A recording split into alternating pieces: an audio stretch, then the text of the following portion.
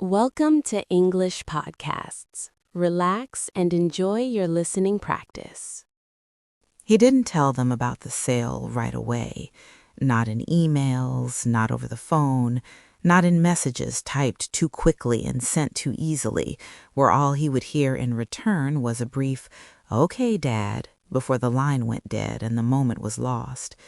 Instead, he went to them himself, one by one, as if retracing a path he had once walked without noticing, like a final, deliberate walk through his own life, stopping where it had split and scattered.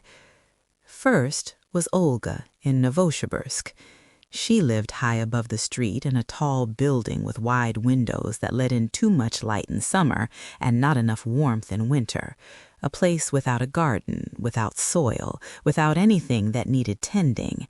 In the next room, her son was playing the piano, too loudly, slightly off-tempo, but she never complained, not even once. They drank tea at the small kitchen table and talked about things that felt safe and ordinary. The weather, her back pain, how the winters there were somehow drier than the ones back home, even though cold was cold everywhere. He watched her hands as she stirred sugar into her cup, the movements quick and precise, almost impatient, as if she were solving a problem that only she could see. They were her mother's hands. He had known that for years, but noticing it now felt different. He almost said it then, almost told her that he was selling the house. The words rose, reached his throat, and slipped away. So instead, when he stood to leave, he took an old photograph from his bag, the three of them, him, Olga, and her mother, standing under the birch tree in the yard, its leaves frozen mid-motion. "I thought you might want this," he said, as if it were nothing. She held the photo quietly, her face unreadable. She didn't cry, she only nodded, once carefully, and for a brief second he no longer saw the woman she had become, but the girl who used to hide behind that same tree when she was angry and didn't yet know how to explain why. Then came Misha in St. Petersburg. He lived on the 5th floor of an old building that always smelled of cabbage, damp coats, and something faintly metallic. He ate cold soup straight from the pot, standing, without a table or a napkin, as if sitting down properly would require an effort he no longer felt worth making. They sat on the balcony, despite the cold, the city breathing below them. They smoked together. He hadn't smoked in 20 years, and spoke about politics, football, old neighbors, and half-forgotten arguments, circling carefully around anything that resembled time or endings. At night, Misha brought out a bottle. It wasn't expensive, but it was real. They clinked glasses. "To what?" he asked. "To something," Misha said, with a crooked smile. Then more quietly, almost as an afterthought, "You're selling it, aren't you?" He didn't answer. He didn't need to. Misha looked out at the city lights, the reflection trembling in the glass. "I haven't been back in 10 years. I keep telling myself I will, but it's not the same without Mom." "No," he said, "it isn't." Misha nodded. "Then why wait?"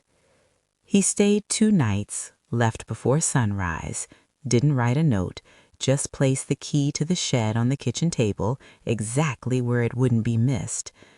Last was Anna in Moscow. She met him at the station, her hair shorter than he remembered, her face tired in a way that came from responsibility rather than age. Her car was parked illegally. She had always had that nerve, that quiet confidence that things would work out if she moved fast enough. They drove without a destination, making slow circles through the city, listening to an old cassette. Alla Pugacheva played, the tape catching and skipping at the beginning of Million Scarlet Roses, just as it always had. Anna began to cry, quietly, without wiping her face, not because she was sad, but because she remembered. "We listened to this every summer. You drove, Mom sang, we argued about where to stop for lunch." He smiled. You always wanted the place with the bad pie. It wasn't bad, she said. It was ours. They sat in silence for a long time, the kind that isn't empty, but full, heavy with things that no longer need words. Then she asked, "Are you selling it?" "Yes." "When?" "Next month." She didn't argue. She didn't ask him to wait. She turned off the engine and sat there, hands in her lap. "Can I come one last time?" "Of course." "Will you wait until spring?" "If I can."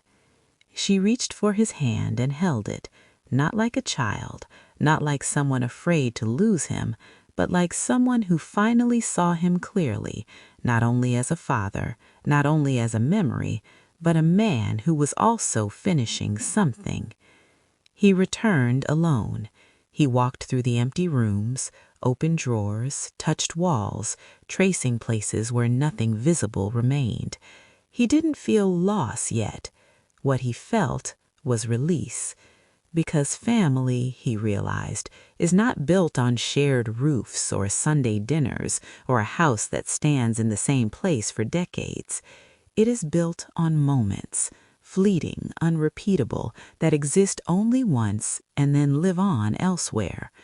The smell of burnt pie, a cassette stuck on repeat, a hand resting on a shoulder after a long silence.